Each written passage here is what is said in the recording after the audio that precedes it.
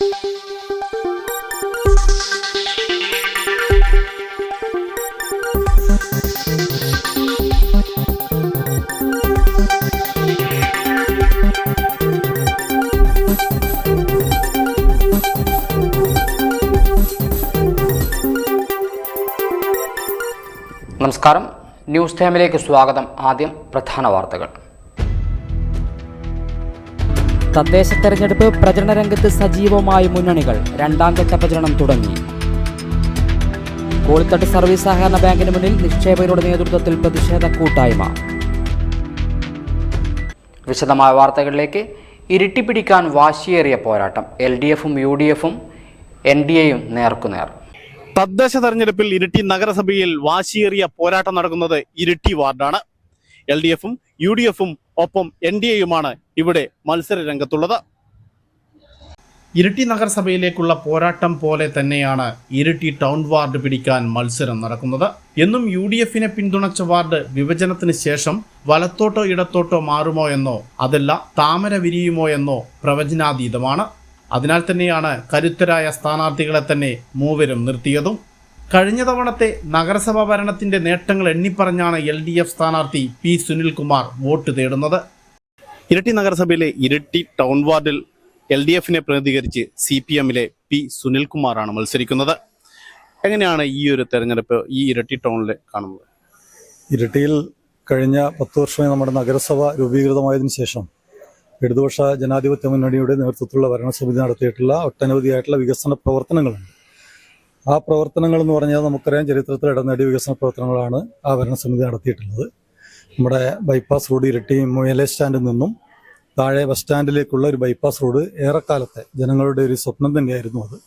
അതോടൊപ്പം തന്നെ ഇരിട്ടി ടൗണിന്റെ ഭാഗമായി തന്നെ വയഞ്ചേരി മുക്കിനടുപ്പിച്ചുകൊണ്ട് പേരാവൂർ റോഡിലേക്ക് ബന്ധിപ്പിക്കുന്ന ഒരു ബൈപ്പാസ് റോഡ്, ഇത് പ്രധാന പരിഗണന നൽകി നടപ്പിലാക്കിയിട്ടുണ്ട്. അതോടൊപ്പം തന്നെ ഇരിട്ടിയുടെ സൗന്ദര്യവൽക്കരണം ഉൾപ്പെടെ കഴിഞ്ഞ ഇടതുപക്ഷ ജനാധിപത്യ മുന്നണിയുടെ ഭാഗമായിട്ടുള്ള ഇരിട്ടി നഗരസഭയ്ക്ക് ചെയ്യാൻ വേണ്ടി സാധിച്ചിട്ടുണ്ട്. ഇരിട്ടിയിൽ സ്വകാര്യ പങ്കാളിത്തത്തോടുകൂടി സ്ട്രീറ്റ് ലൈറ്റും ഉൾപ്പെടെ നടപ്പിലാക്കി. അതുപോലെ തന്നെ ശുചിത്വത്തിന്റെ കാര്യത്തിലും മറ്റ് പട്ടണങ്ങളിൽ നിന്നെല്ലാം വ്യത്യസ്തമായ ഒരു പ്രവർത്തനമാണ് ഇരിട്ടി നടക്കുന്നത്. അത്രയും മനോഹരമായ ഒരു പട്ടണമായി ഇരിട്ടിയെ മാറ്റിയെടുക്കാൻ വേണ്ടി കഴിഞ്ഞിട്ടുണ്ട്. അതോടൊപ്പം തന്നെ ഇരിട്ടിയിൽ നിന്ന് നേരിടുന്ന ചെറിയ പ്രശ്നം എന്ന് പറയുന്നത് ട്രാഫിക്കാണ്, ഗതാഗത തടസ്സം ഉൾപ്പെടെയുള്ള പ്രശ്നങ്ങളാണ്. അപ്പോൾ ആ പ്രശ്നങ്ങൾക്ക് പരിഹാരം കാണുക എന്നുള്ളതാണ് അടുത്ത നിർബന്ധമായി ശ്രമിക്കേണ്ടതായിട്ടുള്ളൊരു പ്രധാന കാര്യം. ഇരിട്ടിയിലെത്തുന്ന ഉപഭോക്താക്കൾക്ക് അല്ലെങ്കിൽ കച്ചവടക്കാർക്ക് ഉൾപ്പെടെ അല്ലെങ്കിൽ മറ്റ് ജനങ്ങൾ വിഭാഗങ്ങൾക്കുൾപ്പെടെ വാഹനങ്ങൾ പാർക്ക് ചെയ്യാനുള്ള ഒരു ബുദ്ധിമുട്ടുണ്ടാകുന്നുണ്ട്. അപ്പോൾ അതിന് സ്വകാര്യ പങ്കാളിത്തത്തോടു കൂടിയും അതോടൊപ്പം തന്നെ സർക്കാരിൻ്റെ ഉടമസ്ഥയിലുള്ള സ്ഥലങ്ങൾ അവരെ സമീപിച്ചുകൊണ്ടും ആ രീതിയിലുള്ള പാർക്കിംഗ് സംവിധാനം വിപുലപ്പെടുത്തിക്കൊണ്ട് ഇരിട്ടി പട്ടണത്തെ വരുന്ന ജനങ്ങൾക്ക് ആവശ്യമായ എല്ലാ സുരക്ഷയും അതുപോലെ തന്നെ വാഹനം പാർക്ക് ചെയ്യാനുള്ള സംവിധാനം, മറ്റ് അടിസ്ഥാന സൗകര്യങ്ങളൊക്കെ നൽകുന്നതിന് വേണ്ടിയിട്ടുള്ള പ്രഥമ പരിഗണന നൽകണം എന്നുള്ളതാണ് ആഗ്രഹിക്കുന്നത്. കഴിഞ്ഞ തവണ 307 വോട്ടിന്റെ ഭൂരിപക്ഷത്തിൽ ജയിച്ച ആത്മവിശ്വാസത്തിലാണ് UDF സ്ഥാനാർത്ഥി VP അബ്ദുൾ റഷീദ് ഇക്കുറിയും മത്സരിക്കുന്നത്. UDFിനെ പ്രതിനിധീകരിച്ച് ഇരിട്ടി വാർഡിൽ കഴിഞ്ഞ തവണ മത്സരിച്ച് വിജയിച്ച UDFിലെ മുസ്ലിം ലീഗിലെ സ്ഥാനാർത്ഥി VP അബ്ദുൾ റഷീദാണ്. ഇത്തവണയും അദ്ദേഹം തന്നെയാണ് മത്സരിക്കുന്നത്. എങ്ങനെയാണ് ഈ ടൗണിന്റെ വികസനം?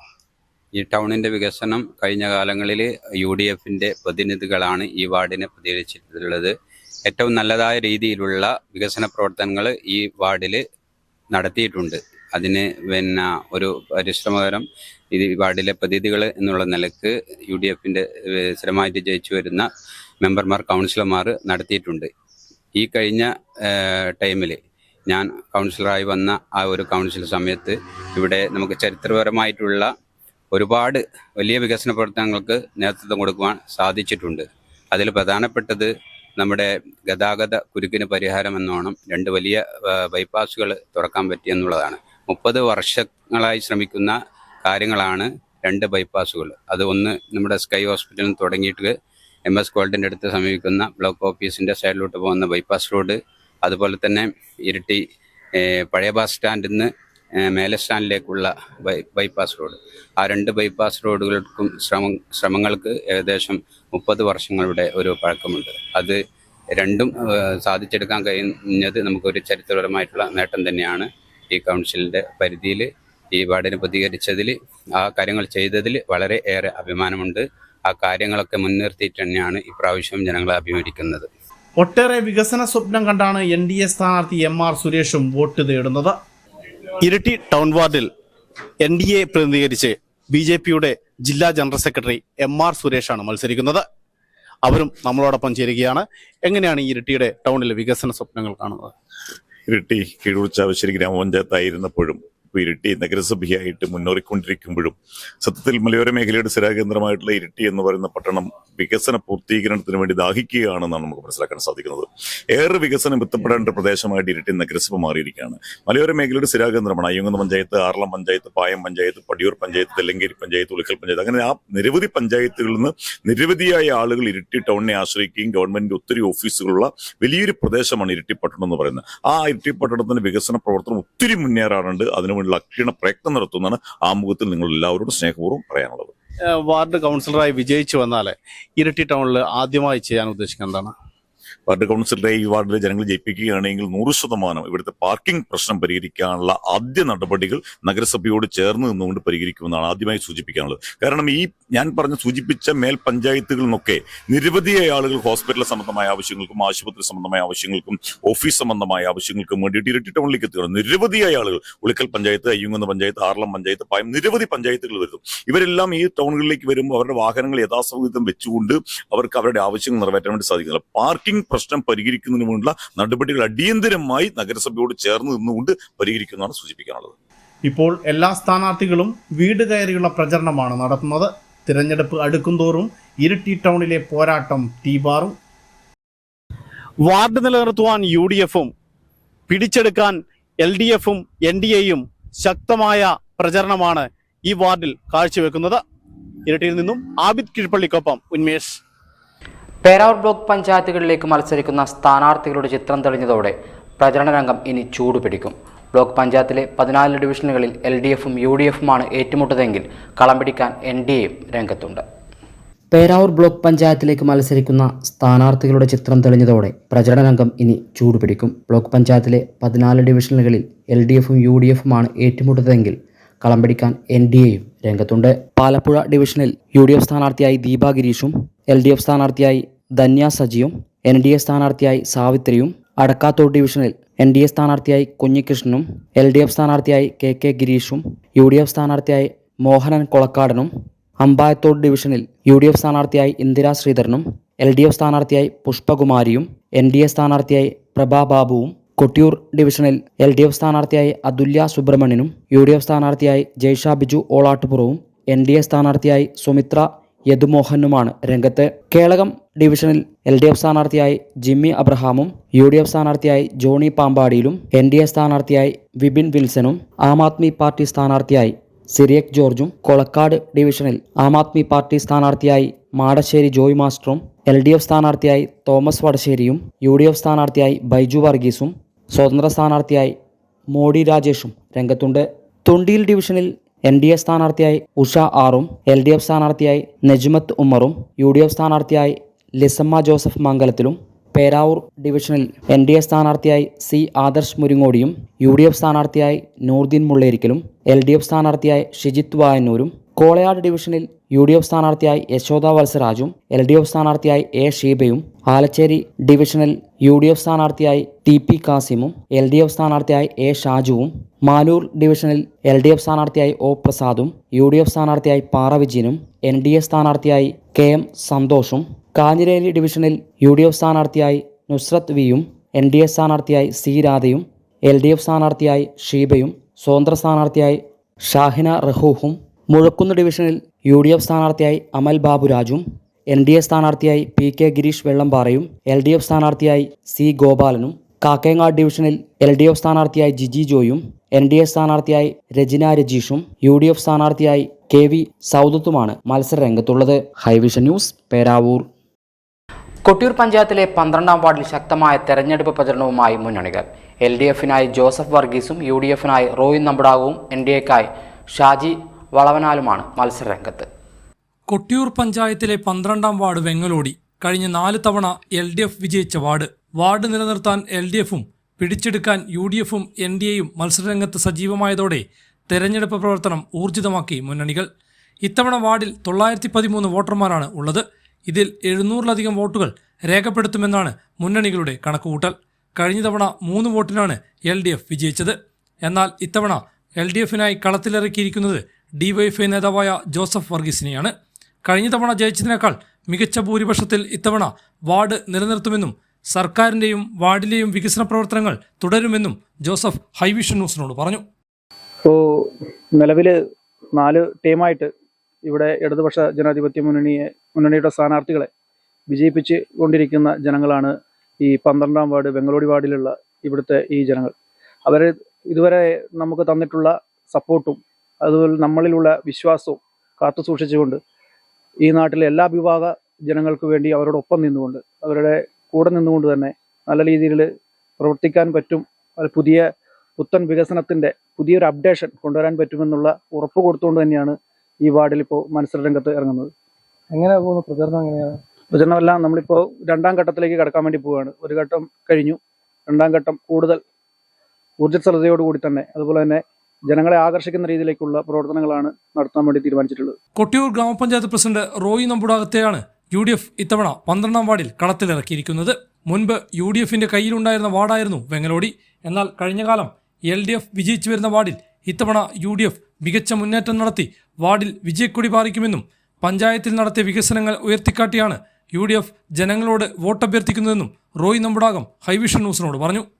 12ാം വാർഡിൻ്റെ പ്രതീക്ഷ എന്ന് പറയുന്നത് 15 വർഷമായി LDFന്റെ കയ്യിലിരിക്കുന്ന ഒരു വാർഡ്. അവിടെ ഇപ്രാവശ്യം ഞാൻ UDFന്റെ സ്ഥാനാർത്ഥിയായി വന്നിരിക്കുന്നു. ജനങ്ങൾ അത് ഏറ്റെടുത്തിട്ടുണ്ടെന്നാണ് ഞാൻ മനസ്സിലാക്കുന്നത്.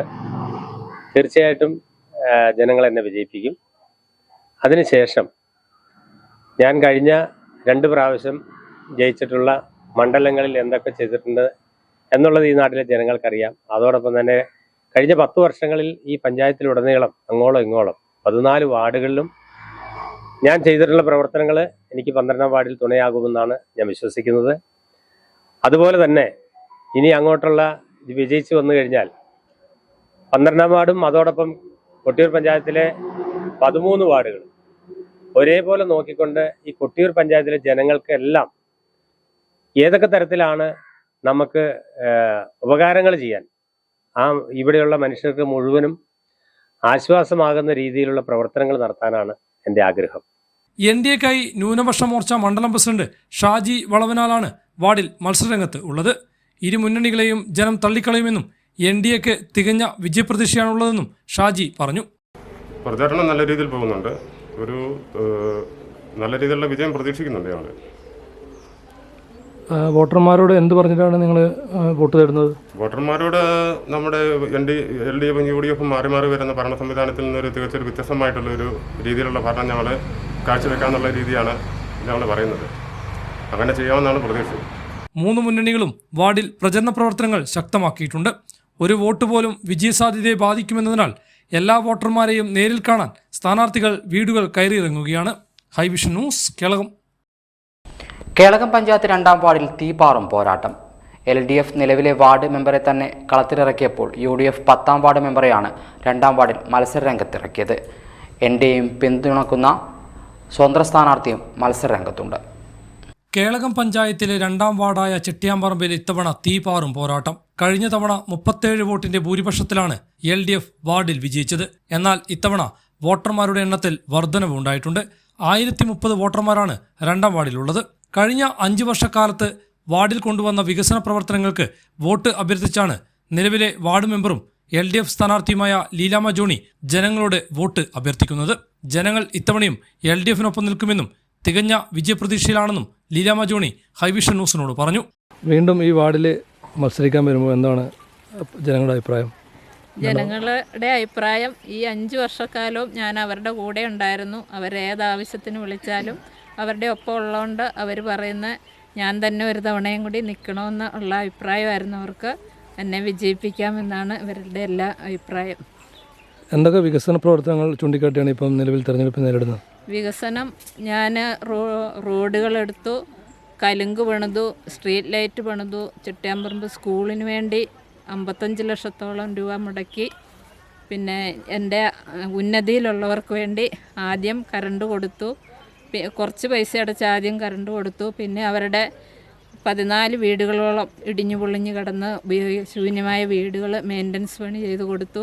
ഇനിയും കുറച്ച് വീടും കൂടിയുണ്ട്, അത് കൊടുക്കാൻ വേണ്ടി ഞാൻ പരിശ്രമിച്ചുകൊണ്ടിരിക്കുകയാണ്. എന്നാൽ UDF ഇത്തവണ കളത്തിലിറക്കിയത് കഴിഞ്ഞ ഭരണസമിതിയിലെ അംഗം അഡ്വക്കേറ്റ് ബിജു ചാക്കോ പെരുമത്തറയാണ്. കഴിഞ്ഞ തവണ 37 വോട്ടിന് പരാജയപ്പെട്ട UDF ഇത്തവണ വാർഡ് തിരിച്ചുപിടിക്കാനുള്ള തീവ്ര ശ്രമത്തിലാണ്.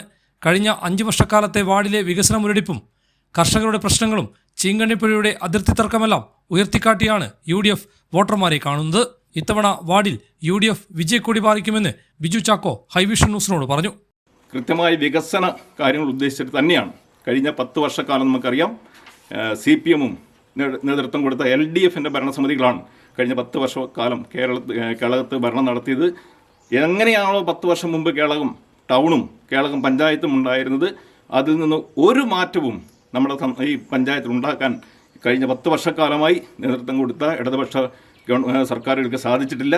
അതിൽ നിന്നൊരു മാറ്റം കൃത്യമായി ഞങ്ങൾ നടപ്പാക്കും. കൃത്യമായ അജണ്ടയോടെ, കൃത്യമായ ടാർഗറ്റോടെ അത് കൈകാര്യം ചെയ്യും എന്നുള്ള യാതൊരു തർക്കവും വേണ്ട. ഈ 2 മുന്നണികൾ സ്ഥാനാർത്ഥികളെ മത്സരിക്കുന്നുണ്ട്, അവരെ നിങ്ങൾ ജയത്തെ ബാധിക്കും, എങ്ങനെയാണ് കടപ്പെടുന്നത്? ഇവിടെ ജനാധിപത്യ രാജ്യമാണ് ഇന്ത്യ. ഈ രാജ്യത്തിന് ജനാധിപത്യവും മതേതരത്വവും സോഷ്യലിസവും സംഭാവന ചെയ്ത രാഷ്ട്രീയ പ്രസ്ഥാനമാണ് ഇന്ത്യൻ നാഷണൽ കോൺഗ്രസ്. ആർക്കും മത്സരിക്കാം.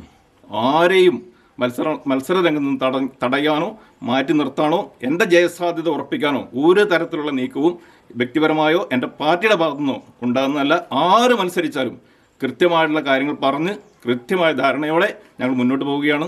CPIM അംഗമായിരുന്ന സണ്ണി കണിയഞ്ഞാലിലാണ് NDA പിന്തുണക്കുന്ന സ്വതന്ത്ര സ്ഥാനാർത്ഥിയായി 2ാം വാർഡിൽ ജനവിധി തേടുന്നത്. വാർഡിലെ ജനങ്ങൾക്ക് മുഖപരിചിതമായ സ്ഥാനാർത്ഥിയായതിനാൽ വിജയം സുനിശ്ചിതമാണെന്നും ജനങ്ങളെ വഞ്ചിക്കുന്ന LDF, UDF എന്നീ മുന്നണികൾക്കെതിരെ ഇത്തവണ ജനങ്ങൾ വോട്ട് ചെയ്യുമെന്നും സണ്ണി ഹൈവിഷൻ ന്യൂസിനോട് പറഞ്ഞു.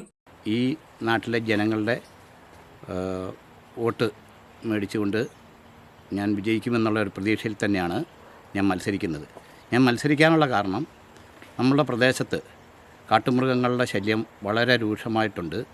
അതേപോലെ തന്നെ ഈ പ്രദേശത്തെ പുഴയും ബബ്ബർ സോണും എല്ലാം പെടുത്തി ഈ മേഖലകളിൽ ഒരു ആൾക്ക് പോലും ജീവിക്കാൻ പറ്റാത്ത ഒരവസ്ഥയിലേക്കാണ് കാര്യങ്ങൾ നീങ്ങിക്കൊണ്ടിരിക്കുന്നത്. അപ്പോൾ ഇതിനൊക്കെ എതിരായിട്ട് ശബ്ദമുയർത്താൻ ഇവിടുത്തെ ഒരു രാഷ്ട്രീയ പാർട്ടിക്കാരും ഇതുവരെയും കണ്ടിട്ടില്ല. അതുകൊണ്ട് ഈ തെരഞ്ഞെടുപ്പിൽ എന്നെ ഈ നാട്ടിലുള്ള ജനങ്ങൾ വിജയിപ്പിച്ചാൽ ഇവർക്കെല്ലാവർക്കും വേണ്ടി, പ്രത്യേകിച്ച് കർഷകന് വേണ്ടി ഞാൻ പ്രയത്നിക്കുന്നതായിരിക്കുമെന്ന് പറഞ്ഞുകൊള്ളുന്നു. 3 മുന്നണികളും 2ാം വാർഡിൽ ശക്തമായ പ്രചരണ പ്രവർത്തനങ്ങളാണ് നടത്തുന്നത്. ആര് ജയിക്കുമെന്ന് കാണാൻ ഡിസംബർ 13 വരെ കാത്തിരിക്കണം. ഹൈവിഷൻ ന്യൂസ്, കേരളം. കോളയാട് ഗ്രാമപഞ്ചായത്ത് ഈരായിക്കൊല്ലി 9ാം വാർഡ് ഇടതുമുന്നണി സ്ഥാനാർത്ഥി P. പ്രഹ്ലാദനും പേരാവൂർ ബ്ലോക്ക് പഞ്ചായത്ത് കോളയാട് ഡിവിഷൻ ഇടതുമുന്നണി സ്ഥാനാർത്ഥി A. ഷീബയും 2ാം ഘട്ട തെരഞ്ഞെടുപ്പ് പ്രചരണം ആരംഭിച്ചു. കോളയാട് ഗ്രാമപഞ്ചായത്ത് ഈരായിക്കൊല്ലി 9ാം വാർഡ് LDF സ്ഥാനാർത്ഥി P. പ്രഹ്ലാദനും Peravoor block panchayat Kolayad division LDF സ്ഥാനാർത്ഥി A. ഷീബയുമാണ് 2ാം ഘട്ട തെരഞ്ഞെടുപ്പ് പര്യടനം ആരംഭിച്ചത്. ഈരായിക്കൊല്ലി മേഖലയിൽ നിന്നാണ് 2ാം ഘട്ട പര്യടനം ആരംഭിച്ചത്. വോട്ടർമാരിൽ നിന്നും മികച്ച പ്രതികരണമാണ് ലഭിക്കുന്നതെന്ന് സ്ഥാനാർത്ഥികൾ പറഞ്ഞു. എല്ലാ വോട്ടർമാരെയും എല്ലാ വീടുകളും കണ്ട് അവർ പൂർത്തീകരിക്കുന്നുണ്ട്. അതിന് മുന്നോടിയായിട്ട് 2ാം ഘട്ട സന്ദർശനത്തിൻ്റെ ഭാഗമായിട്ട് നമ്മളിപ്പം വീട് കയറുന്നത്. അപ്പം ഇനി ഏറെ നമുക്ക് പ്രതീക്ഷയുള്ള ഒരു തിരഞ്ഞെടുപ്പാണിത്. ഈ പഞ്ചായത്തിൽ, കോളയാട് ഗ്രാമപഞ്ചായത്തിലും ബ്ലോക്ക് പഞ്ചായത്തിലും വലിയ നിലയിൽ വിജയിച്ച് വരാനുള്ള എല്ലാ അടിസ്ഥാനമായ സാഹചര്യവും ഒരുങ്ങിയിട്ടുണ്ട്. പഞ്ചായത്തിൻ്റെ കഴിഞ്ഞ 5 വർഷക്കാലത്തെ വികസന നേട്ടം അത് ജനങ്ങൾ നല്ല നിലയിൽ വിലയിരുത്തി മുന്നോട്ട് പോവുകയാണ്. അതോടൊപ്പം സംസ്ഥാന സർക്കാരിൻ്റെ തുടർഭരണത്തിൻ്റെ ഗുണഫലങ്ങൾ ജനങ്ങൾ അനുഭവിച്ചുകൊണ്ടിരിക്കുകയാണ്. പ്രത്യേകിച്ച് ക്ഷേമ പെൻഷൻ അത് 1600-2000 രൂപയെ വർദ്ധിപ്പിച്ചതിൻ്റെ നേട്ടം നല്ല രീതിയിൽ അനുഭവിക്കുകയാണ്. അതിൻ്റെ സന്തോഷകരമായ സ്വീകരണം എല്ലാ വീടുകളിലും നമുക്കുണ്ട്. അങ്ങനെയുള്ള എല്ലാ ക്ഷേമ മേഖലയിലുള്ള സർക്കാരിൻ്റെ ഇടപെടൽ നമുക്ക് വോട്ടായി മാറും. ഇടതുപക്ഷത്തിൻ്റെ സ്ഥാനാർത്ഥികളെ വിജയിക്കാൻ അതിന് വലിയ അനുഗ്രഹമായി തീരും. അപ്പോൾ ഈ തെരഞ്ഞെടുപ്പിൻ്റെ പോരാട്ടമായി കാണുന്നു. തെരഞ്ഞെടുപ്പിൻ്റെ രാഷ്ട്രീയപരമായുള്ള പോരാട്ടമാണ്. ആ പോരാട്ടത്തിൽ തെരഞ്ഞെടുപ്പിൽ മത്സരിക്കുക, വിജയിക്കുക എന്ന് തന്നെയാണ് അന്തിമമായ ലക്ഷ്യം. വീടുകളിൽ കയറിയും മറ്റും വോട്ടർമാരെ നേരിൽ കണ്ട് വോട്ടഭ്യർത്ഥിക്കുകയാണ് ചെയ്യുന്നത്. ഹൈവിഷൻ ന്യൂസ്, പേരാവൂർ. കഴിഞ്ഞ തവണ നഷ്ടപ്പെട്ട സിറ്റിംഗ് സീറ്റ് തിരിച്ചുപിടിക്കാനുള്ള കഠിന പരിശ്രമത്തിലാണ് UDF. മുഴക്കുന്ന് ഗ്രാമപഞ്ചായത്ത് 2ാം വാർഡ് അയ്യപ്പൻകാവിലാണ് UDF കനത്ത പോരാട്ടത്തിനൊരുങ്ങുന്നത്. മുഴക്കുന്ന് ഗ്രാമപഞ്ചായത്ത് 2ാം വാർഡ് അയ്യപ്പൻകാവിലാണ് നഷ്ടപ്പെട്ട സിറ്റിംഗ് സീറ്റ് പിടിച്ചെടുക്കാൻ UDF തിരഞ്ഞെടുപ്പ് പോരാട്ടത്തിന് ഒരുങ്ങുന്നത്. മുസ്ലിം ലീഗിലെ CH ശിഹാബാണ് ഇവിടെ UDF സ്ഥാനാർത്ഥിയായി മത്സര രംഗത്തുള്ളത്. കഴിഞ്ഞ തവണ 77 വോട്ടിൻ്റെ ഭൂരിപക്ഷത്തിനാണ് SDPI സ്ഥാനാർത്ഥിയായി മത്സരിച്ച ഷഫീന മുഹമ്മദ് ഈ വാർഡിൽ നിന്നും വിജയിച്ചത്. ഇത് UDFനെ സംബന്ധിച്ചോളവും പ്രത്യേകിച്ച് മുസ്ലിം ലീഗിനെ സംബന്ധിച്ചിടത്തോളവും വലിയ തിരിച്ചടിയായിരുന്നു അന്ന് ഉണ്ടായത്. ഈ പിഴവ് പരിഹരിച്ചാണ് UDF ഇത്തവണ മത്സര രംഗത്ത് ഇറങ്ങുന്നത്. വാർഡിലെ വികസന മുരടിപ്പും വിജയിച്ചാൽ നടപ്പിലാക്കുന്ന വികസന പദ്ധതികളും വിവരിച്ചുകൊണ്ടാണ് ശിഹാബ് പ്രചരണത്തിന് ഇറങ്ങുന്നത്. ഒന്നാം ഘട്ട പ്രചരണം പൂർത്തിയാക്കി രണ്ടാം ഘട്ട പ്രചരണത്തിൻ്റെ തിരക്കിലാണ് UDF. രണ്ടാം വാർഡ് അയ്യപ്പൻകാവ് UDFൻ്റെ സാരഥിയായി മത്സരിക്കുകയാണ്. കഴിഞ്ഞ പ്രാവശ്യം ഒരുപാട് വികസന വാഗ്ദാനങ്ങൾ നൽകി കഴിഞ്ഞ ഇലക്ഷനിൽ വിജയിച്ചവർ നമ്മുടെ നാടിന് വേണ്ടി കാര്യമായി ഒരു വികസനവും ചെയ്യാൻ കഴിയാതെ ഇവിടെ ഇരുട്ടിൽ തപ്പുകയാണ്. ആ വികസന മുരടിപ്പിനെതിരെ നമ്മൾ ജനാധിപത്യ രീതിയിൽ പ്രതികരിക്കേണ്ടതുണ്ട്. വാർഡ് നിലനിർത്താൻ SDPIയും വാർഡ് പിടിച്ചെടുക്കാൻ UDFും ഇരുവർക്കും വെല്ലുവിളി ഉയർത്തി LDFും NDAയും മത്സരരംഗത്തിറങ്ങുമ്പോൾ അയ്യപ്പൻകാവിൽ പോരാട്ടം കനക്കുമെന്ന കാര്യം ഉറപ്പാണ്. ഹൈവിഷൻ ന്യൂസ്, കാക്കയങ്ങാട്. തദ്ദേശ സ്വയംഭരണ സ്ഥാപനങ്ങളിലേക്കുള്ള തെരഞ്ഞെടുപ്പിൽ മുഴക്കുന്ന് പഞ്ചായത്തിലേക്ക് ഒരുമിച്ച് മത്സരിക്കാൻ കഴിഞ്ഞതിൻ്റെ ആവേശത്തിലാണ് പാലപ്പുഴ കാപ്പുംകടവ് സ്വദേശി AP മുഹമ്മദും ഭാര്യ ഷഫീന മുഹമ്മദും.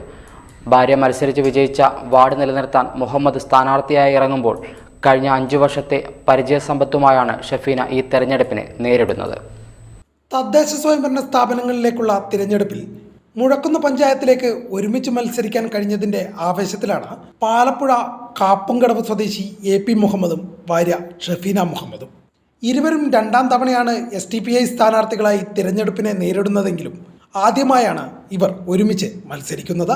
മുഴക്കുന്ന് ഗ്രാമപഞ്ചായത്ത് 2ാം വാർഡ് അയ്യപ്പൻകാവിൽ നിന്നും മുഹമ്മദ് ജനവിധി തേടുമ്പോൾ 8ാം വാർഡായ കാക്കയങ്ങാട് നിന്നുമാണ് ഷഫീന മത്സരിക്കുന്നത്. ഭർത്താവ് മുഹമ്മദ് മത്സരിച്ച് 31 വോട്ടിന് പരാജയപ്പെട്ട അതേ വാർഡിൽ നിന്നുമാണ് കഴിഞ്ഞ തവണ ഷഫീന 77 വോട്ടിൻ്റെ ഭൂരിപക്ഷത്തിൽ വിജയിക്കുന്നത്. ഭാര്യ മത്സരിച്ച് വിജയിച്ച വാർഡ് നിലനിർത്തുക എന്ന ലക്ഷ്യത്തോടൊപ്പം വാർഡിൽ നടത്തിയ വികസന പ്രവർത്തനങ്ങൾ പൂർത്തീകരിക്കുക എന്ന ലക്ഷ്യമാണ് തനിക്കുള്ളതെന്ന് മുഹമ്മദ് പറഞ്ഞു. ഈ മത്സരത്തിനെ നമ്മളെ സംബന്ധിച്ചിടത്തോളം ഒരുപാട് അനുകൂല ഘടകങ്ങളുണ്ടെന്നുള്ളതാണ്. പ്രത്യേകിച്ച് കഴിഞ്ഞ വാർഡ് മെമ്പർ എൻ്റെ വൈഫായിരുന്നു ഷഫീന നടത്തിയ ഒരുപാട് വികസന പ്രവർത്തനങ്ങളുടെ തുടർച്ചയ്ക്ക് വേണ്ടിയിട്ടാണ് ഇപ്രാവശ്യം ഞാൻ 2ാം വാർഡിൽ നിന്നും ജനവിധി തേടുന്നത്. അതുകൊണ്ട് തന്നെ ജനങ്ങളിൽ നമ്മുടെ പ്രവർത്തനങ്ങൾ, ജനങ്ങൾക്ക് നമ്മുടെ വികസന പ്രവർത്തനങ്ങൾ ബോധ്യപ്പെടുത്താൻ നമ്മുടെ വാർഡിലും നമ്മുടെ പഞ്ചായത്തിലും നമുക്കത് സാധിച്ചിട്ടുണ്ട് എന്നുള്ളതാണ്. അതുകൊണ്ട് തന്നെ നമുക്ക് വളരെയധികം പ്രതീക്ഷയാണ്. നമ്മുടെ വിജയം ഉറപ്പാണ് എന്ന് നമുക്കിപ്പോഴേ ഉറപ്പിക്കാൻ പറ്റാവുന്ന രീതിയിലുള്ള പ്രവർത്തനങ്ങളാണ് നമ്മൾ നിലവിൽ 2ാം വാർഡിൽ നടത്തിക്കൊണ്ടിരിക്കുന്നത്. മറ്റൊന്ന് ഷഫീനയുടെ പ്രവർത്തനങ്ങൾ നമ്മുടെ വാർഡിൽ ഒരുപാട് വികസന പ്രവർത്തനങ്ങൾ പൂർത്തീകരിക്കാൻ സാധിച്ചിട്ടുണ്ടെന്നുള്ളതാണ്. വളരെ ഒരുപാട് പ്രതിസന്ധികളുണ്ട്. ആ പ്രതിസന്ധികളൊക്കെ മറികടന്നുകൊണ്ട് നമ്മുടെ ഇവിടുത്തെ വികസന പ്രവർത്തനങ്ങൾ അത് നമുക്ക് പൂർത്തീകരിക്കാൻ പറ്റിയിട്ടുണ്ട്. 5 വർഷത്തെ പരിചയസമ്പത്തുമായാണ് വീണ്ടും ഒരു മത്സരത്തിന് ഇറങ്ങുന്നതെന്നും ഇത് ഭർത്താവിനോടൊപ്പമായതിൽ ഏറെ സന്തോഷമുണ്ടെന്നും ഷഫീന പറഞ്ഞു. ആദ്യം ഞാൻ മുഴക്കുന്ന് പഞ്ചായത്തിൽ 2ാം വാർഡിലായിരുന്നു മത്സരിച്ചിരുന്നത്. ഇപ്പം ഞാൻ 8ാം വാർഡ് കാക്കയങ്ങാടിലാണ് ഞാൻ ജനവിധി തേടുന്നത്. എൻ്റെ വികസന പ്രവർത്തനങ്ങൾക്ക് തുടർച്ച എന്ന രീതിയിലാണ് എൻ്റെ ഹസ്ബൻഡ് 2ാം വാർഡിൽ ഇത്തവണ മത്സരിക്കുന്നത്.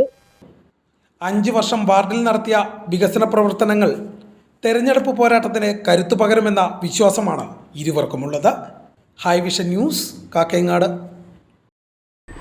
NDA കൊട്ടിയൂർ പഞ്ചായത്ത് തെരഞ്ഞെടുപ്പ് കമ്മിറ്റി ഓഫീസ് ഉദ്ഘാടനവും സ്ഥാനാർത്ഥികളെ ആനയിച്ച് റോഡ് ഷോയും സംഘടിപ്പിച്ചു. BJP ദേശീയ കൗൺസിൽ അംഗം C രഘുനാഥ് ഉദ്ഘാടനം ചെയ്തു. NDA കൊട്ടിയൂർ തെരഞ്ഞെടുപ്പ് കമ്മിറ്റി ഓഫീസ് ഉദ്ഘാടനവും പഞ്ചായത്തിലെ സ്ഥാനാർത്ഥികളെ ആനയിച്ച് റോഡ് ഷോയും സംഘടിപ്പിച്ചു. BJP ദേശീയ കൗൺസിൽ അംഗം C രഘുനാഥ് ഉദ്ഘാടനം ചെയ്തു. കഴിഞ്ഞ പാർലമെന്റ് തെരഞ്ഞെടുപ്പ് സമയത്ത് ഈ പ്രദേശങ്ങളിലൊക്കെ നിരവധി തവണ വന്ന ഒരാളാണ്. ഇതുവരെ ഇല്ലാത്തൊരു മാറ്റം പേരാവൂർ നിയോജക മണ്ഡലത്തിൽ നമുക്ക് നേടാൻ സാധിച്ചിട്ടുണ്ട്. ഏകദേശം 16,000-ഓളം വോട്ടുകൾ പേരാവൂർ നിയോജക മണ്ഡലത്തിൽ ഭാരതീയ ജനതാ പാർട്ടിക്ക് നേടാൻ സാധിച്ചിട്ടുണ്ട്. 65,000 വോട്ടിൽ നിന്ന് 1,20,000 വോട്ടിലേക്ക് ഭാരതീയ ജനതാ പാർട്ടിയുടെ സ്ഥാനാർത്ഥി എന്നുള്ള രീതിയിൽ ഒരു കുതിച്ചുചാട്ടം ജില്ലയിലെ നമ്മുടെ പാർട്ടിക്ക് നേടാനാണ് കഴിഞ്ഞ തെരഞ്ഞെടുപ്പിൽ നമുക്ക് സാധിച്ചത്. കേരളത്തിൻ്റെ രാഷ്ട്രീയം പരിശോധിച്ചാൽ കഴിഞ്ഞ തെരഞ്ഞെടുപ്പിൻ്റെ കണക്ക് പരിശോധിക്കുമ്പോൾ ഏകദേശം 11 മണ്ഡലങ്ങളിൽ, അസംബ്ലി മണ്ഡലങ്ങളിൽ ഭാരതീയ ജനതാ പാർട്ടി 1ാം സ്ഥാനത്തും ഏകദേശം 9 മണ്ഡലങ്ങളിൽ ഭാരതീയ ജനതാ പാർട്ടി 2ാം സ്ഥാനത്തും 35ഓളം മണ്ഡലങ്ങളിൽ ഭാരതീയ ജനതാ പാർട്ടി 35,000 വോട്ട് നേടിയ ഒരു രാഷ്ട്രീയ പ്രസ്ഥാനമായി മാറിയിരിക്കും.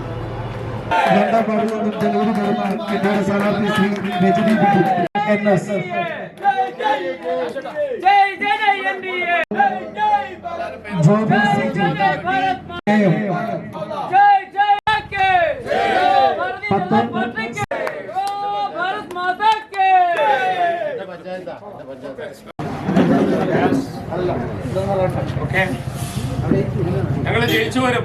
13-ാം തീയതി സത്യപ്രതിജ്ഞ ഞങ്ങളുടെ ലക്ഷ്യം അതാണ്.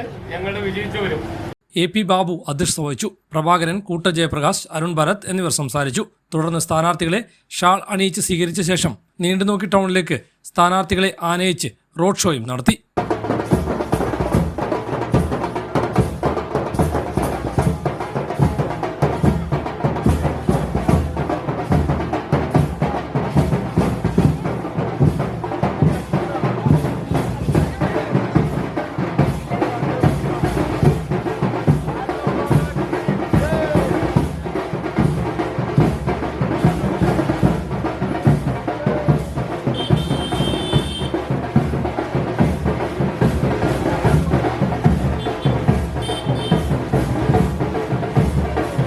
ഹൈവിഷൻ ന്യൂസ്, കേരളം.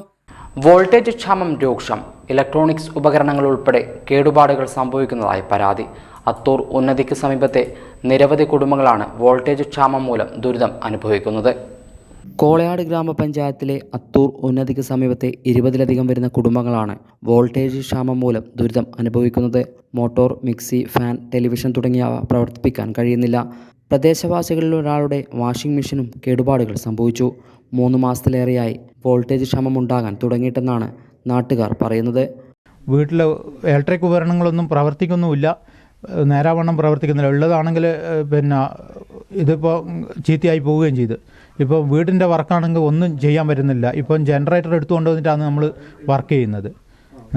ഇപ്പോൾ അത് നമുക്ക് എത്രയും പെട്ടെന്ന് പരിഹരിച്ച് തരാൻ വേണ്ടിയിട്ട് നമ്മൾ അസിസ്റ്റൻറ്റ് എഞ്ചിനീയർക്ക് ഒരു പരാതി കൊടുത്തിരുന്നു. ഒരു 12-13 വീട്ടുകാർ. പക്ഷേ ഒരു നടപടിയും ഉണ്ടായിട്ടില്ല.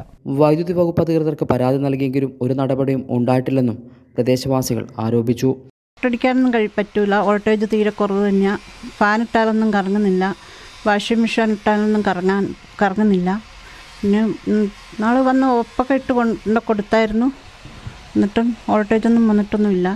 ഇതിലേ ഉണ്ടായിരുന്നപ്പം നല്ല വോൾട്ടേജൊക്കെ ഉണ്ടായിരുന്നു. അപ്പോൾ അവിടെ നിന്ന് മാറ്റിയ പിന്നെയാണ് നമുക്ക് വോൾട്ടേജ് ഒട്ടും കിട്ടാത്തത്. നേരത്തെ ഇത്തരത്തിലുള്ള പ്രശ്നങ്ങളൊന്നും ഈ മേഖലയിൽ ഉണ്ടായിരുന്നില്ല. ഇവിടെയുണ്ടായിരുന്ന വൈദ്യുത ലൈനുകൾ മാറ്റി സ്ഥാപിച്ചപ്പോഴാണ് ഇത്തരത്തിൽ വോൾട്ടേജ് ക്ഷാമം അനുഭവപ്പെടാൻ കാരണമായതെന്നാണ് നാട്ടുകാർ പറയുന്നത്. 10-11 മണി ആയാൽ മോട്ടർ ഇട്ടാൽ ഇത്തിരി വെള്ളം ടാങ്കിലേക്ക് കിട്ടുള്ളൂ. രാവിലെ അടിച്ചാൽ ഒന്നും കിട്ടില്ല, എല്ലാം ഓഫായി. രാത്രി സന്ധ്യക്കൊക്കെ കിടക്കുന്നതെന്ന് പറഞ്ഞാൽ നമ്മൾ ഇൻവേർട്ടർ ഉള്ളതുകൊണ്ട് അതിൻ്റെ സഹായം കൊണ്ടാണ് ലൈറ്റ് കാണുന്നു, ഫാൻ കുറേശ്ശൊക്കെ കറങ്ങി കിട്ടുന്നു. രാത്രി ഒരു 12 ആയാലേ ശരിക്ക് കറണ്ടും വരുള്ളൂ. 11 മണിക്ക് ശേഷം വോൾട്ടേജ് വരും. അവരിപ്പം ഉടനെ ശരിയാക്കി തരും, ഇതിൽ മറ്റേ 3 ഫേസ് വരും എന്നൊക്കെ എല്ലാം പറഞ്ഞ് ഉണ്ടായിരുന്ന ലൈൻ, ഇവിടുന്ന് ഉണ്ടായിരുന്ന ലൈൻ മുറിച്ച് കട്ടാക്കിയിട്ട് അങ്ങ് വളച്ചിട്ടാണ് ഇപ്പം നമുക്ക് കറണ്ട് വരുന്നത്. പ്രശ്നം പരിഹരിക്കാൻ അടിയന്തര നടപടി സ്വീകരിച്ചില്ലെങ്കിൽ പ്രത്യക്ഷ സമരത്തിനൊരുങ്ങുകയാണ് പ്രദേശവാസികൾ. ഇന്നലെ ഈ വോൾട്ടേജിൻ്റെ പ്രശ്നം കാരണം ഇന്നലെ തീരേണ്ട പ്രശ്നമാണിത്, പണിയാണിത് തീരേണ്ടത് ഇന്നലെ. ഇതിപ്പം ഇന്നും തീരുമെന്ന് തോന്നുന്നില്ല. അതേപോലെയാണ് ഇതിൻ്റെ മെഷീനറി എല്ലാം വർക്ക് ചെയ്യുന്നത്. അതിനുള്ളൊരു പരിഹാരം നമ്മൾ എന്തായാലും ഉണ്ടാകേണ്ടതാണ്. ഇതിൻ്റെ സംഭവം മൊത്തത്തിൽ പ്രശ്നത്തിലോട്ടാണ് ഇത് പോകുന്നത് കേട്ടോ. പരിഹരിക്കുന്നില്ല നമ്മളൊരു സമര രീതിയുമായിട്ട് തന്നെ നമ്മൾ ഈ ഏരിയയിൽ നിന്ന് മുന്നോട്ട് പോകും. ഹൈവിഷൻ ന്യൂസ്, പേരാവൂർ. വള്ളിത്തോട് കുടുംബാരോഗ്യ കേന്ദ്രത്തിലെ ഹെൽത്ത് സ്ക്വാഡിൻ്റെ നേതൃത്വത്തിൽ പായം പഞ്ചായത്തിൽ വിവിധയിടങ്ങളിൽ പരിശോധന നടത്തി. വള്ളിത്തോട് കുടുംബാരോഗ്യ കേന്ദ്രത്തിലെ ഹെൽത്ത് സ്ക്വാഡിൻ്റെ നേതൃത്വത്തിൽ പായം പഞ്ചായത്തിൻ്റെ വിവിധ ഭാഗങ്ങളിലുള്ള സ്ഥാപനങ്ങൾ, അതിഥി തൊഴിലാളികളുടെ വാസസ്ഥലങ്ങൾ, തൊഴിലിടങ്ങൾ തോട്ടങ്ങൾ എന്നിവിടങ്ങളിൽ പരിശോധന നടത്തി. ശുചിത്വ നിലവാരം, പകർച്ചവ്യാധി സാധ്യത എന്നിവ പരിശോധിക്കുകയും പകർച്ചവ്യാധികളെക്കുറിച്ച് ബോധവൽക്കരണം നടത്തുകയും ചെയ്തു. ശരിയായ ശുചിത്വ മാനദണ്ഡങ്ങൾ പാലിക്കാത്ത സ്ഥാപനങ്ങൾക്ക് കർശന നിർദ്ദേശം നൽകുകയും കുടിവെള്ള പരിശോധനാ റിപ്പോർട്ട്, ഹെൽത്ത് കാർഡ് എന്നിവ സമയബന്ധിതമായി പുതുക്കി ലഭ്യമാക്കുവാനും അധികൃതർ നിർദ്ദേശിച്ചു. ജൂനിയർ ഹെൽത്ത് ഇൻസ്പെക്ടർമാരായ സിജു കേളോത്ത്, ജിതിൻ ജോർജ്, സന്ദീപ് എന്നിവരുടെ നേതൃത്വത്തിലായിരുന്നു പരിശോധന. ഹൈവിഷൻ ന്യൂസ്, ഇരട്ടി. കോളിത്തട്ട് സർവീസ് സഹകരണ ബാങ്കിന് മുന്നിൽ നിക്ഷേപകർ പ്രതിഷേധ കൂട്ടായ്മ നടത്തി. കോളിത്തട്ട് സർവീസ് സഹകരണ ബാങ്കിന് മുന്നിൽ നിക്ഷേപകരുടെ പ്രതിഷേധ കൂട്ടായ്മ നടത്തി. കോളിത്തട്ട് ബാങ്കിന്റെ അനാഥത്വം അവസാനിപ്പിച്ച് തകർച്ചയിൽ നിന്നും ബാങ്കിനെ രക്ഷിക്കുക, നിക്ഷേപകരുടെ നിക്ഷേപം പലിശ സഹിതം തിരിച്ചു നൽകുക, നിക്ഷേപകരെ ആത്മഹത്യയിൽ നിന്നും രക്ഷിക്കുക, അന്വേഷണത്തിൽ കണ്ടെത്തിയ അഴിമതിക്കാരെ അറസ്റ്റ് ചെയ്ത് സ്വത്ത് കണ്ടുകെട്ടുക, സർക്കാരും ബാങ്ക് ഭരിച്ച രാഷ്ട്രീയ പാർട്ടിയും എത്രയും പെട്ടെന്ന് ഇടപെടലുകൾ നടത്തി നീതി നടപ്പാക്കി നാടിനെ രക്ഷിക്കുക തുടങ്ങി വിവിധ ആവശ്യങ്ങൾ ഉന്നയിച്ചുകൊണ്ടാണ് കോളിത്തട്ട് സർവീസ് സഹകരണ ബാങ്കിന് മുന്നിൽ നിക്ഷേപകർ പ്രതിഷേധ കൂട്ടായ്മ നടത്തിയത്. CJ Wilson, NV Varghese, KV Abraham, PS Rajeevan, Rincy Chacko തുടങ്ങിയവർ നേതൃത്വം നൽകി. നാളിതുവരെ ബാങ്കിന്റെ പ്രവർത്തനങ്ങൾ തകർച്ചയിലായിരുന്നിട്ടും അഡ്മിനിസ്ട്രേറ്റർ ഭരണം നടത്തി, അതിനുശേഷം 3 അംഗ അഡ്മിൻ കമ്മിറ്റി ഭരണം നടത്തി. നാളുകളായിട്ട് 2 വർഷക്കാലമായിട്ട് ജനങ്ങൾ ഏതാണ്ട് 10 കോടി രൂപയോളം നിക്ഷേപിച്ച നിക്ഷേപകർ പലതവണകളായിട്ട് ബാങ്കിൽ വന്ന് പണം ആവശ്യപ്പെട്ടിട്ടും യാതൊരു പ്രയോജനവും ഒരു നല്ല വാക്കുപോലും പറഞ്ഞു വിടാനായിട്ട് ബാങ്കിലെ അധികൃതർ തയ്യാറാകുന്നില്ല. അങ്ങനെ ബാങ്ക് വളരെ ക്രമക്കേടുകൾ നടത്തി, പണശോഷണം നടത്തിയെന്ന അന്വേഷണ റിപ്പോർട്ടുകളിൽ 65ഉം 68ഉം നടത്തി അന്വേഷണങ്ങൾ തെളിയിച്ചിട്ടും നിയമപരമായിട്ട് നടപടി എടുക്കാൻ പോലും ഉത്തരവാദിത്തപ്പെട്ട ഭരണാധികാരികൾ തയ്യാറായിട്ടില്ല. അതോടൊപ്പം തന്നെ അഡ്മിനിസ്ട്രേറ്റർ കഴിഞ്ഞ ഭരണം അവസാനിപ്പിക്കുന്ന കാലഘട്ടത്തിൽ ഇലക്ഷൻ പ്രഖ്യാപിച്ചു. ആ ഇലക്ഷനിൽ നോമിനേഷൻ കൊടുക്കാൻ പോലും ആരും തയ്യാറായില്ല.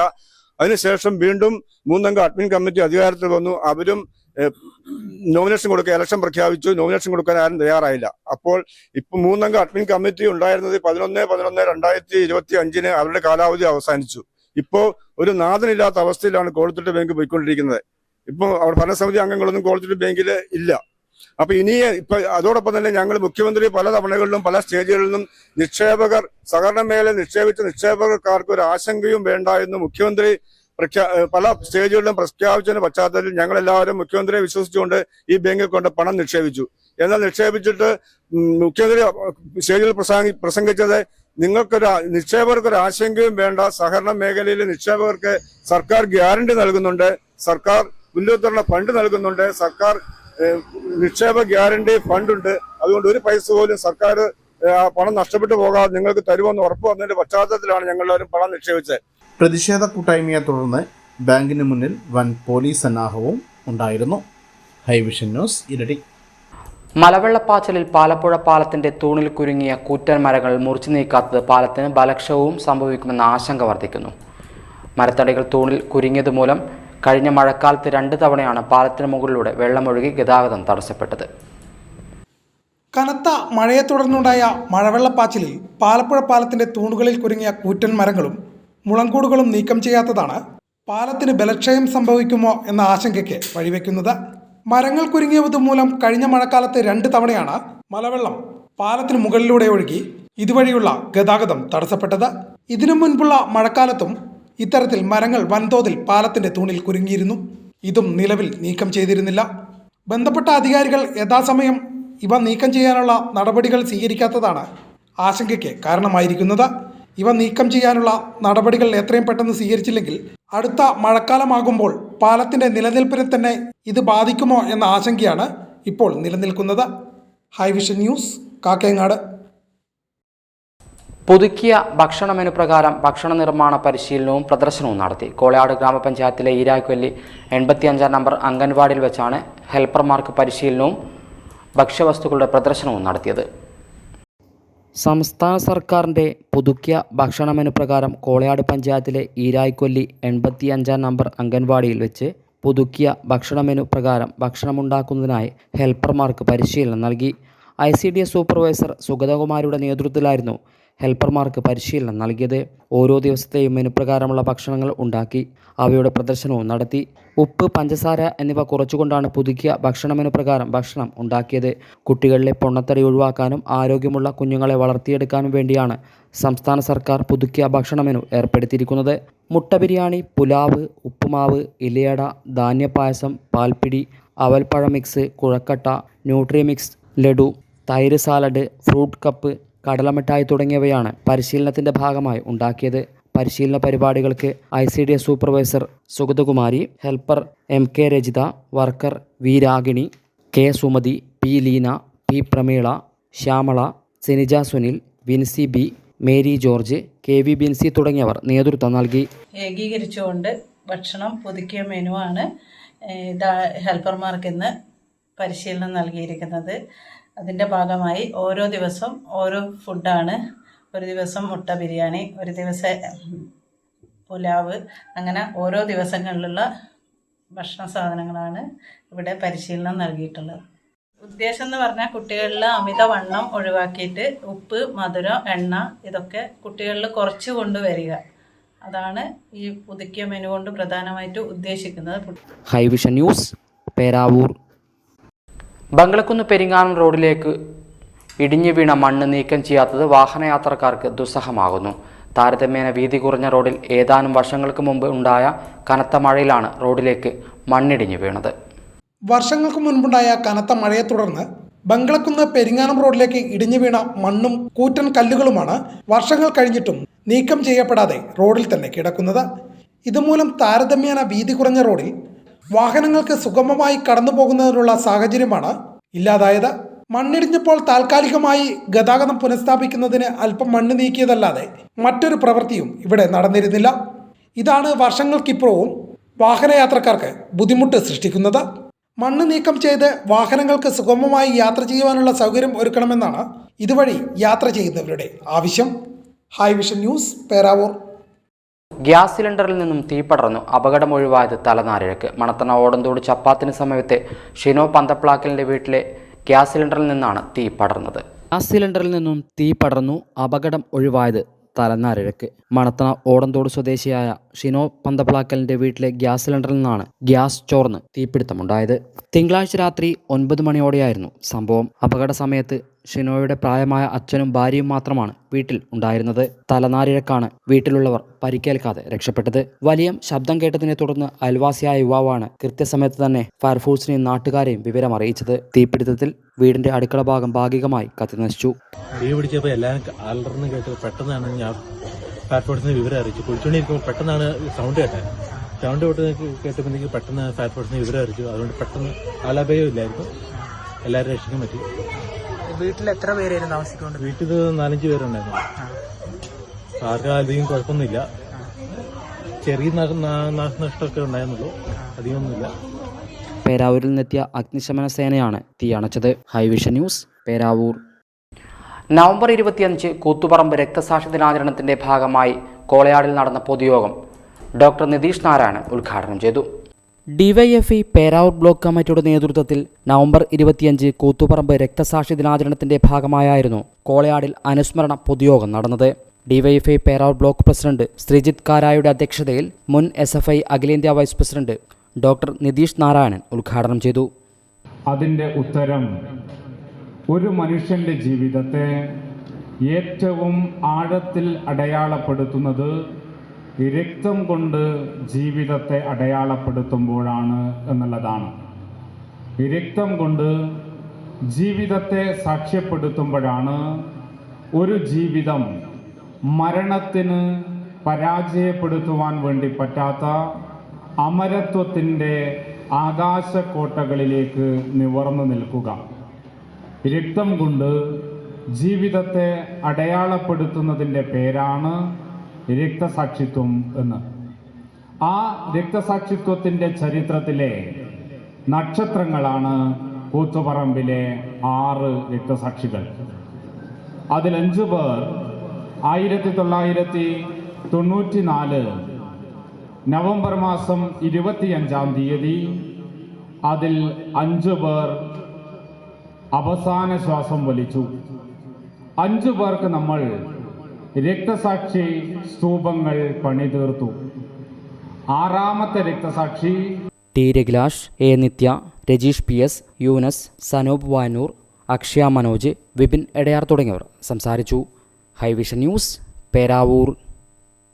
ഡിവൈഎഫ്ഐ പേരാവൂർ ബ്ലോക്ക് കമ്മിറ്റിയുടെ നേതൃത്വത്തിൽ കൂത്തുപറമ്പ് രക്തസാക്ഷി ദിനാചരണത്തിന്റെ ഭാഗമായി പ്രകടനം നടത്തി. താഴെ കോളയാളിൽ നിന്ന് ആരംഭിച്ച പ്രകടനം കോളയാട് ടൗണിൽ സമാപിച്ചു.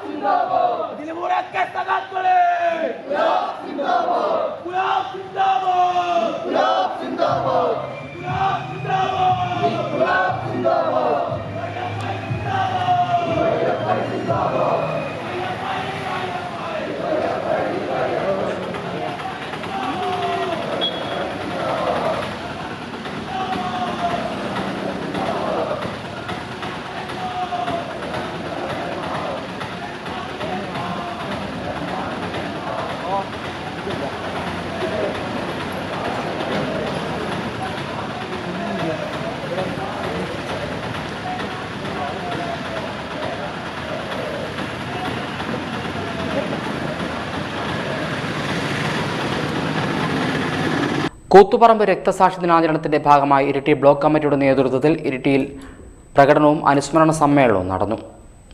കൂത്തുപറമ്പ് രക്തസാക്ഷി ദിനാചരണത്തിന്റെ ഭാഗമായി ഇരിട്ടിയിൽ യുവജന പ്രകടനവും അനുസ്മരണ സമ്മേളനവും നടന്നു. പഞ്ചേരിമുക്കിൽ നിന്നും ആരംഭിച്ച പ്രകടനം ഇരിട്ടി മേലെ സ്റ്റാൻഡിൽ സമാപിച്ചു.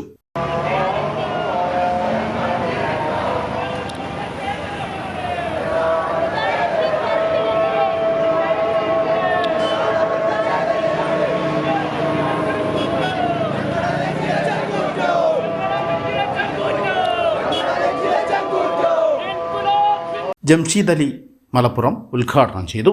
മത്സരിക്കുന്ന സ്ഥാനാർത്ഥികളിൽ ഒരാളാണ് ഞാൻ. അതുകൊണ്ട് അവിടുന്ന് ഇറങ്ങി ഇങ്ങോട്ട് വരുന്നതിനിടയിൽ കുറച്ച് ബ്ലോക്കും മറ്റുമൊക്കെ ആയിട്ടാണ് വൈകിപ്പോയത്, ക്ഷമിക്കണം. എൻ്റെ തെരഞ്ഞെടുപ്പ് പ്രവർത്തനങ്ങളെക്കാൾ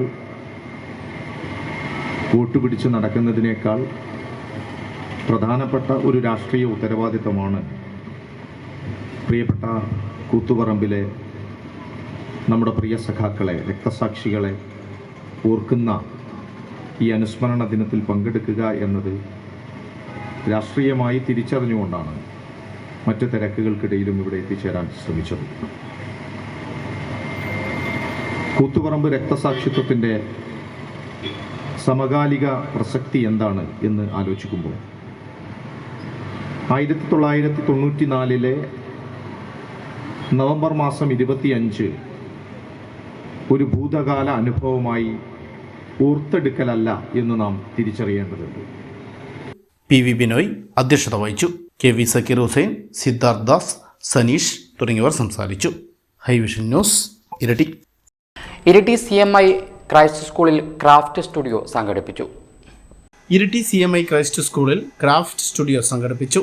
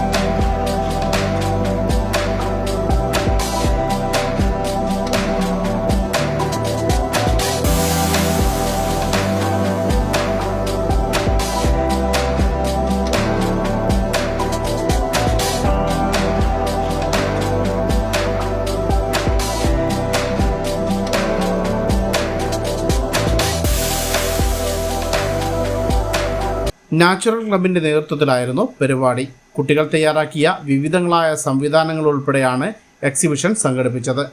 CMA ക്രൈസ്റ്റ് സ്കൂളിലെ നേച്ചർ ക്ലബ് ആഭിമുഖ്യം നടത്തപ്പെടുന്ന ഒരു എക്സിബിഷനാണിത്.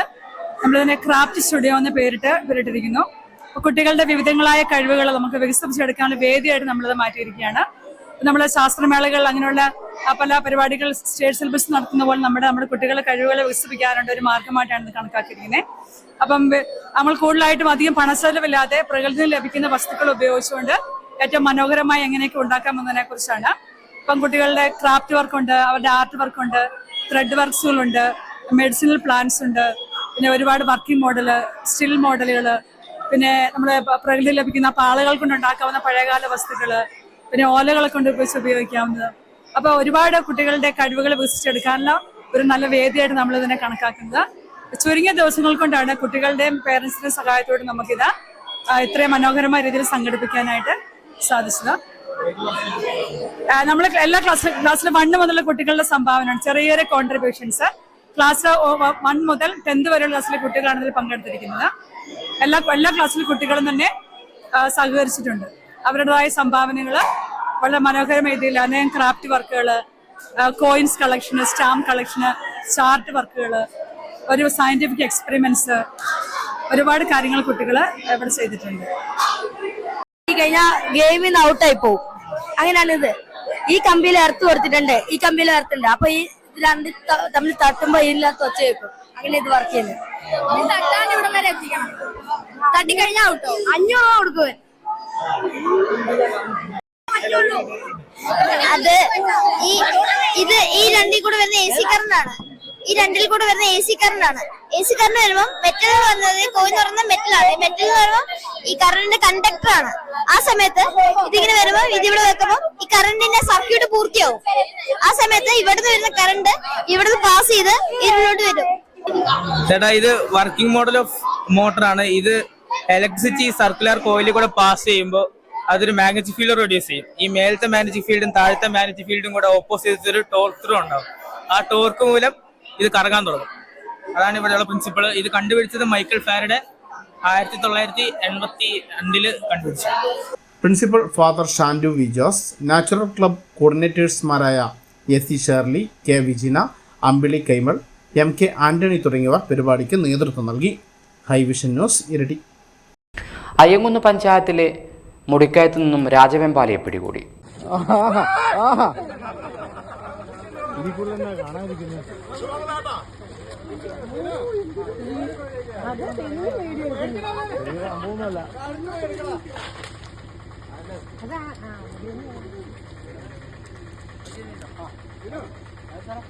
അയ്യങ്കുന്ന് പഞ്ചായത്തിലെ മുടിക്കയത്ത് നിന്ന് രാജവെമ്പാലയെ പിടികൂടി.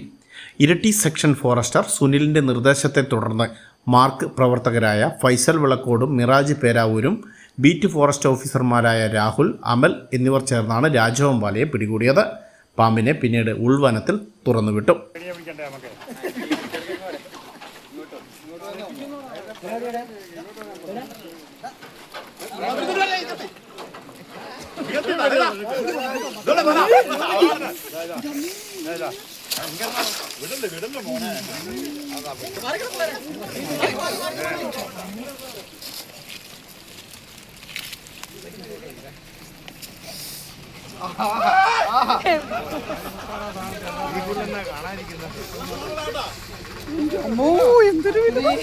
അതെ, സെലിന് വീഡിയോ എടുക്കുന്നു. അതാ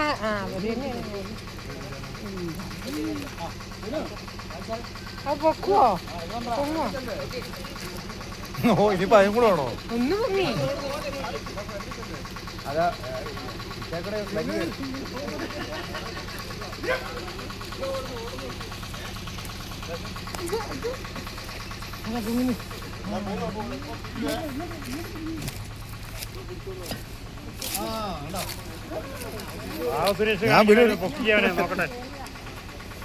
കേരള ആ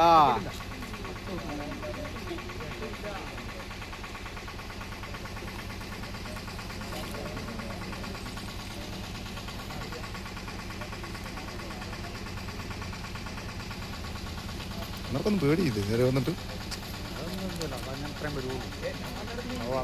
മാറിക്കൊണ്ട്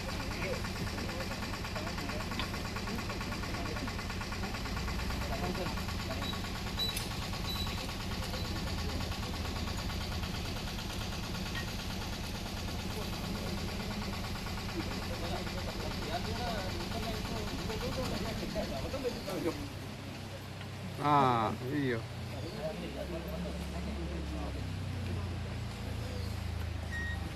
കഴിഞ്ഞു നാടകം കഴിഞ്ഞു എല്ലാവർക്കും പിരിഞ്ഞു പോവാം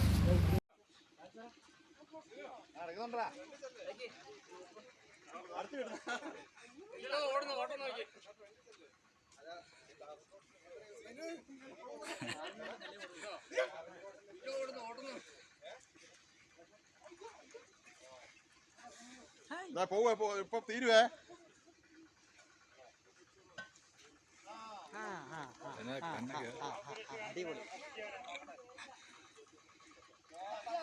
കേരടാ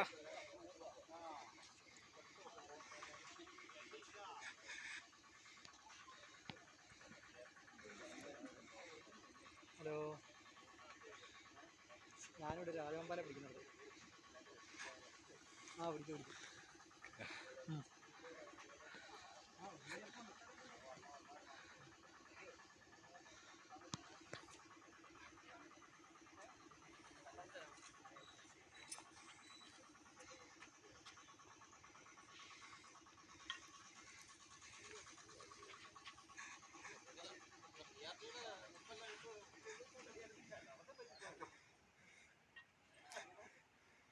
ഫൈസൽ വളക്കോട് പിടികൂടുന്ന 99ാമത്തെ രാജവെമ്പാലയാണിത്.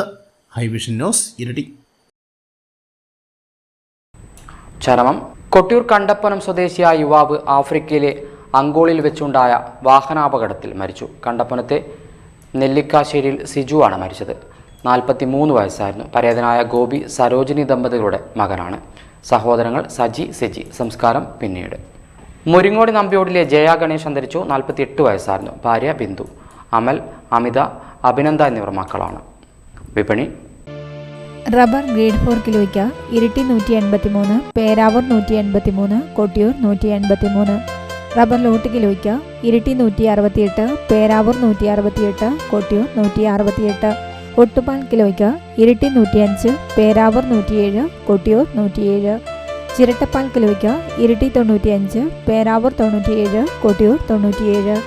കുരുമുളക് കിലോയ്ക്ക് ഇരിട്ടി 660, പേരാവൂർ 665, കൊട്ടിയൂർ 665. കൊട്ടടിക്ക കിലോയ്ക്ക് ഇരിട്ടി 380, പേരാവൂർ 400, കൊട്ടിയൂർ 395. പൊൻവർണ്ണത്തേരേറും ശലഭമാ നീ വന്നു അഴകേ.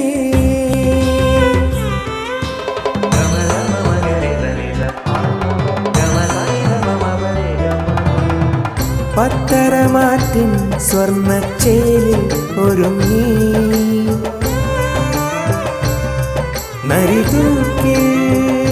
Narithookil Jewellers, gold and diamonds, Peravoor and Kelakam. സ്വർണം ഗ്രാമിന് 11,645, വെള്ളി 10 ഗ്രാമിന് 1,400. പ്രധാന വാർത്തകൾ വീണ്ടും. തദ്ദേശ തെരഞ്ഞെടുപ്പ് പ്രചരണ രംഗത്ത് സജീവമായ മുന്നണികൾ. 2ാം ഘട്ട പ്രചരണം തുടങ്ങി. കോളിത്തട്ട് സർവീസ് സഹകരണ ബാങ്കിന് മുന്നിൽ നിക്ഷേപകരുടെ നേതൃത്വത്തിൽ പ്രതിഷേധ കൂട്ടായ്മ. ഇതോടെ വാർത്താ ബുള്ളറ്റിൻ പൂർണ്ണമാകുന്നു. നമസ്കാരം.